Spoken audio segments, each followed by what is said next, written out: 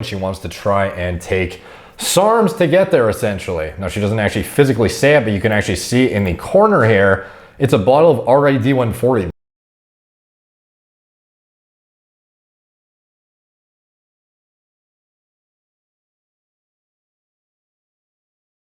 What's up, guys? Derek, MorePlaceMore8s.com. Today we're going to be doing a reaction to @SARMsGirl on TikTok. She has a picture of a back double bi as her profile picture. She, in her description, has lab rat flexing emoji, at least I'm honest.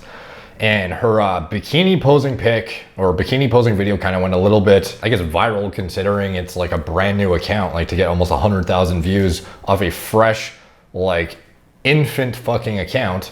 Fucking wild. So the video, interestingly enough, has been taken down in the past few hours. I was going to go back and, you know, go show you guys, but from this thread that came up on the MorePlaceMore8 subreddit, kind of reminded me, I've already been tagged in the TikToks, but on the subreddit, you know, this kind of blew up and I was like, okay, we might as well touch on it.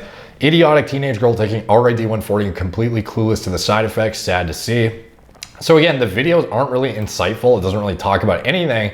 In here, she talks about people's standards and how she, you know, unrealistic body image, you know, standards that she can't live up to, and she wants to try and take SARMs to get there, essentially. Now, she doesn't actually physically say it, but you can actually see in the corner here, it's a bottle of RAD140 that she then picks up and like shows to the camera. And in here, I don't know if she's, I don't know, these are just like diet videos and shit. And here, like, you can see she's in shape. It's not like she's an out of shape girl, but she's trying to, you know, build up a physique that is presumably like high, I don't know, high tier in the fitness industry. Cause I can't imagine anybody as a chick would be like too unhappy being like objectively skinny / athletic looking. You know what I mean?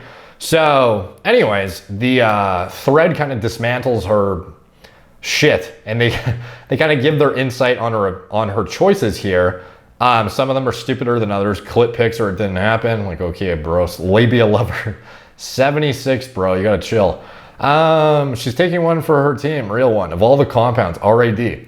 So interestingly enough, this is one of the compounds that is being, you know, clinically tested on females right now. Like, this is the study with the 150 milligram mega dose RAD140 clinical trial was done on elderly women, if I recall correctly. So it's not so insane to think about, like, of all the compounds, like RAD140, like, yeah, it's traditionally seen as like a heavier duty one, I guess, than like Ostarine or something. But, you know, so I could see the kind of initial skepticism around her choices, like, why not use an entry level compound like Ostarine that has more clinical data supporting it and is seen as more, you know, less risky objectively.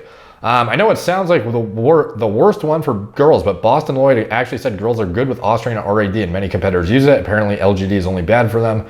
So RAD is weird, and it's paradoxical in that it's ruthless on hair, but in the clinical trials, like, this is what is being evaluated most recently on women. It doesn't necessarily mean just because it's gonna tear your fucking hair apart that it's the worst one, but it is pretty fucking rough on biomarkers, including your lipids and whatnot. But then again, Ostarine isn't the most favorable either. Like, I would say LGD, like milligram for milligram, is superior to Ostarine, despite the fact that Ostarine is often claimed to be the safest one.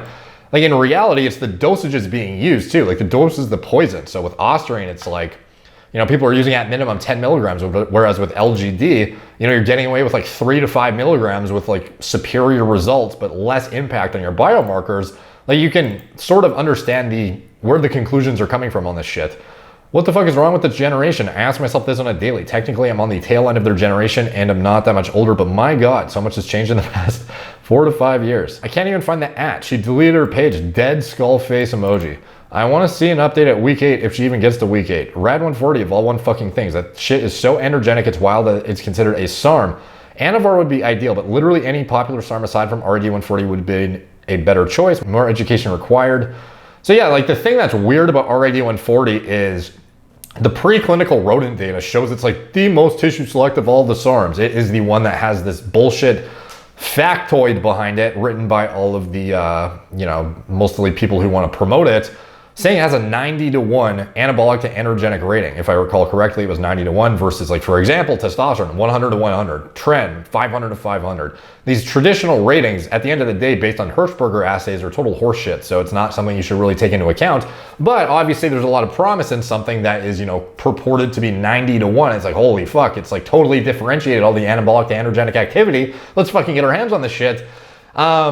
In practical application, doesn't really work out that way, though. Doesn't seem to be the case. It seems to drive like acute performance outcomes in like a weird like androgenic type aggression context. Makes you like instantly stronger. It's like actually comparable to like DHT derived oral anabolic agents in some cases. Like it's not not even just DHT derived, like, you know, any kind of oral agent that you would be using in a pre-workout scenario to kind of drive acute performance outcomes in the gym. Like Anadrol, fucking Anavar, like any of these compounds, Dianabol, obviously, you know, substrate for aromatase, a bit of a different story, but again, you know, trying to get, you know, that kind of androgenic, fast, you know, signaling going with something with a short half-life that has significant neurological impacts, like in a quick time frame to get it acutely in and out of your system.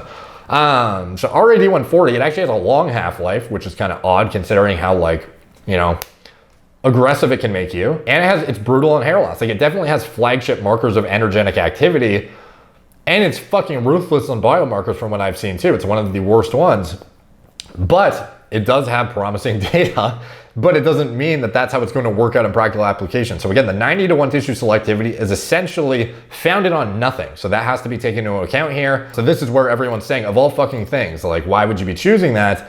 Because we've seen, you know, time and time again, it proven to not, you know, back up that fucking ratio that is pulled out of somebody's ass like years ago and somehow has been pervaded the industry to a point that it's been, you know, regurgitated as a fact when it simply is not the case. My dumbass listening to these idiots saying RAD wouldn't suppress you, SARMs aren't steroids, blah, blah, blah. Boy, did I pay the price. It absolutely destroyed my test. I was double digits when I stopped PCT and went from 780 to 520 even after a year off.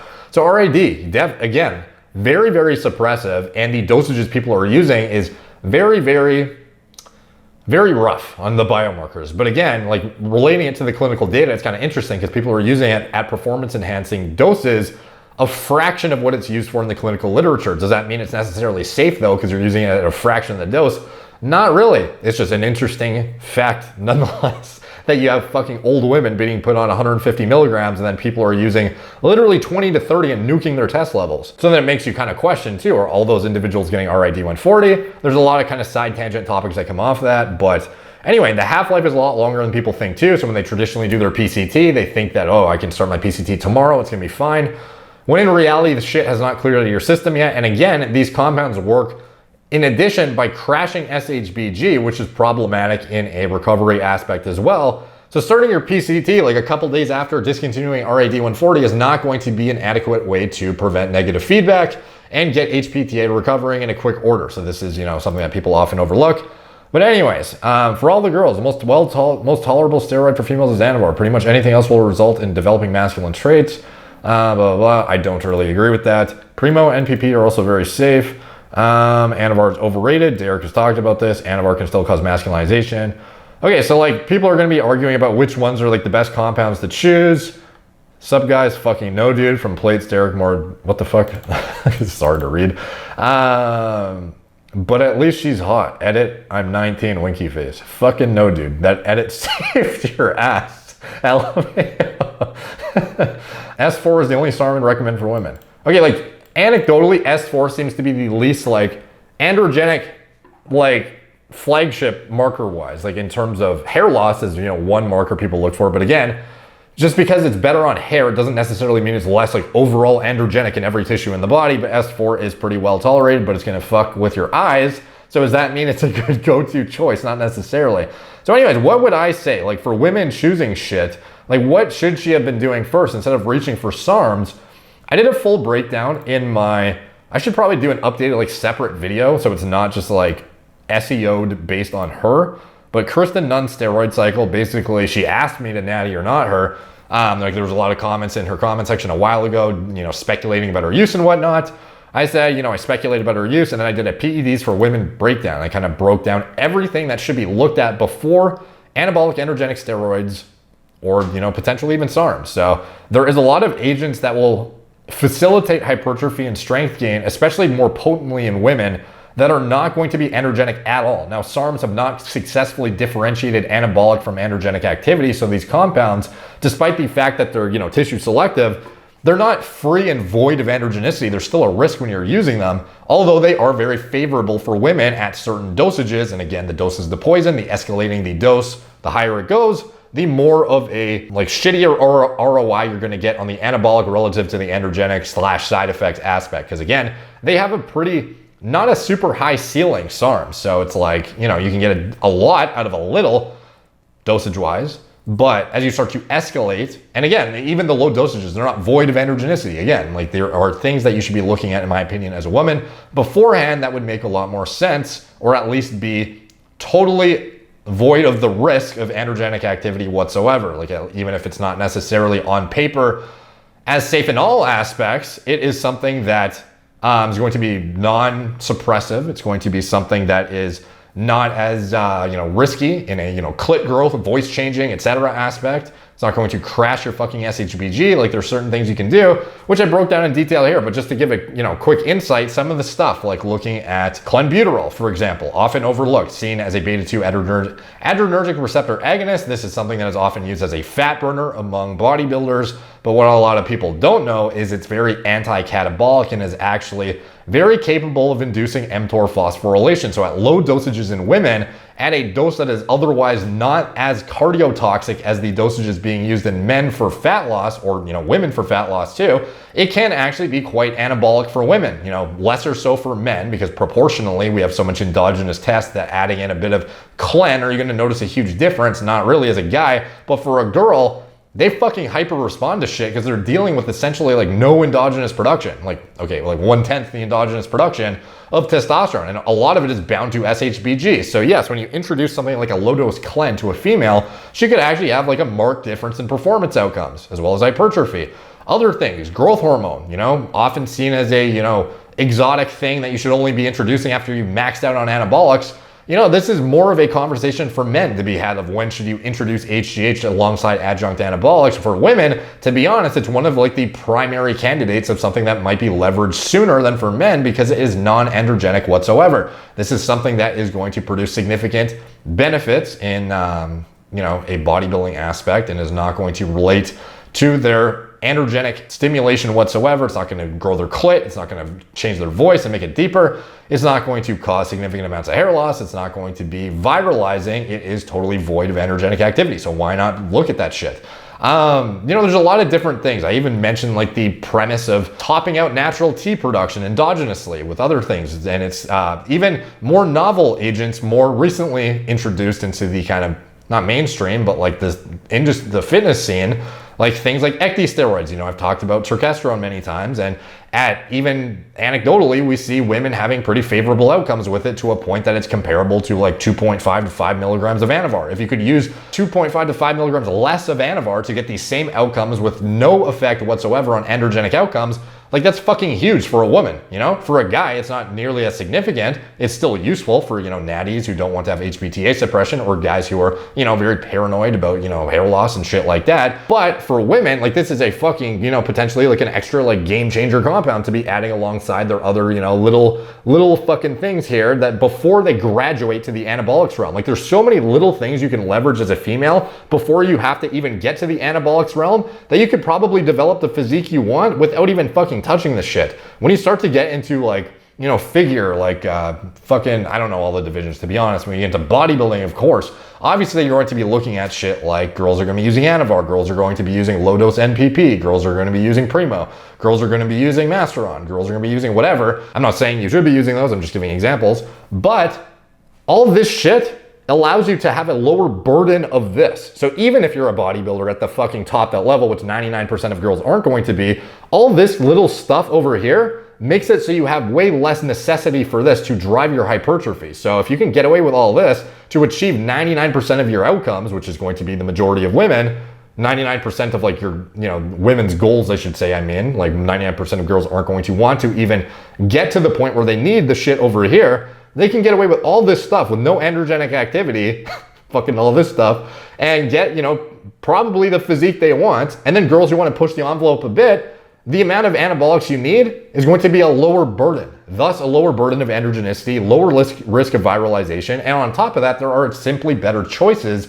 of anabolic agents that should be leveraged when you actually get to the SARM/anabolics realm. And, you know, high quality choices are going to dictate if you end up with side effects or not. So, you know, it's, you know, typically when you see this kind of stuff, the likelihood they've done the research to really dig into what is useful before reaching for the SARMs or reaching for the anabolic steroids, the likelihood is low. And sometimes they won't want to invest in things that are more expensive, like a GH, you know, over an anabolic steroid, because it's easier to access the steroid or the SARM or whatever when it may be higher risk. So just, if you're a female who's looking at this shit, highly recommend you watch this video. And just take into account all these stuff you can be doing that has nothing to do with androgenic activity. Like, that is something that is going to probably get to where you want to go. And then anything above and beyond that, the amount of anabolics you need is like minuscule in comparison to what you need. If you were to try and get these same outcomes without any of this stuff, with just anabolics, yeah, you're probably gonna get into viralization territory. But if you just use all this shit and you use like a little fucking incy bits of whatever, whether it's a little bit of Anavar, whether it's a bit of whatever, like again, as mentioned, using like ecti steroids, if you can get 2.5 milligrams less of Anavar of your, you know, exposure, 2.5 to 5 milligrams less, like that could take you from a 10 milligram exposure to a 5 or, you know, whatever. Like, this could be fairly significant and actually affect what's going to happen to you at the end of the day, as well as how long you can expose yourself to this shit and actually reap rewards from it. Because again, exposure and dosage is going to be the poison with women. So if you can get away with using something like longer or using something at a lower dose, like obviously you can net a greater outcome out of that potentially, because you are not refined or confined to using like very little mini blast phases where you have to use like a fucking dose that you can't even tolerate, hoping you don't get androgenic activity, and then coming off of it and having like nothing going on, and then going back on a dose that's too high that might cause viralization, and then going off again, whereas you have all this background shit layering on your hypertrophy and your strength gains with a little bit of shit here, just enough, you know? You don't need a significant amount to get the majority. Like, we're not even talking about this. Kristen's physique is like not what we're talking about right now. We're talking about like what most women would classify as like the peak fucking pinnacle of fitness physiques. Like, Kristen is like a hyper elite exception who's very muscle bound. This is not what most people are going for, and you can get much like the fucking ideal female physique even from like a unrealistic standards territory with minimal shit. And a lot of people don't realize it. So hopefully you guys enjoyed that one. Please like, subscribe. If you want more insights into female anabolics and shit, let me know in the comments down below. Drop a comment for the algorithm, it's much appreciated. Like, subscribe, like I already said. If you want to support the channel, you can check out anything I'm associated with in the video description below. My TRT clinic, it's all telemedicine from the comfort of your own home, Gorilla Mind, nootropic formulas, Gorilla Mode, pre-workout formulas, design myself from scratch, anything else I'm associated with, it is all in the video description below. Thank you guys for watching. Talk to you soon.